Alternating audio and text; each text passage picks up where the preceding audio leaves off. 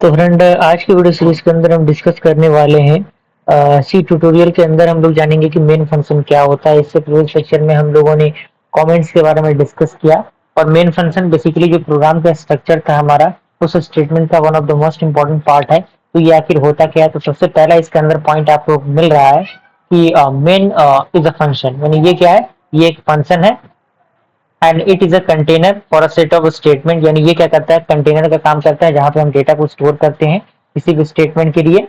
And इसी में एक पॉइंट कह रहा है कि सी प्रोग्राम में हैव मल्टीपल फंक्शन, यानी किसी भी सी प्रोग्राम के अंदर मल्टीपल फंक्शंस हो सकते हैं।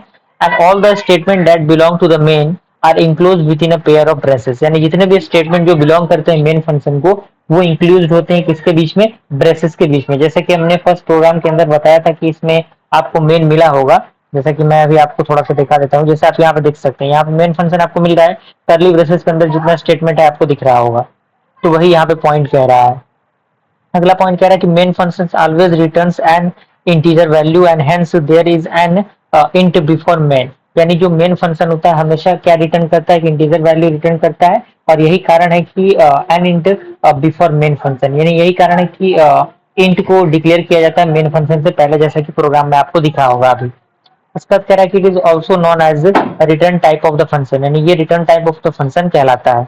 अगला पॉइंट कह रहा है कि some compiler like turbo C and C plus plus even permit us to return the nothing from main, यानी बहुत सारे कंपाइलर्स होते हैं जिसमें turbo C C plus plus आपका जो कंपाइलर हुआ है वो वॉइड के कंडीशन में किसी भी चीज को मतलब रिटर्न नहीं करता मेन के कंडीशन में। तो इस केस में क्या करते हैं, in such case we should precede it with the keyword of void, तो इस कंडीशन में हम वॉइड का यूज करते हैं। अगर आप turbo C C plus plus पे अगर आप कोडिंग करते होंगे तो वहां पे आप क्या करेंगे, वॉइड यूज करते हैं, तभी आपका प्रोग्राम रन करता है। तो इस तरीके से हमने मेन फंक्शन को जाना।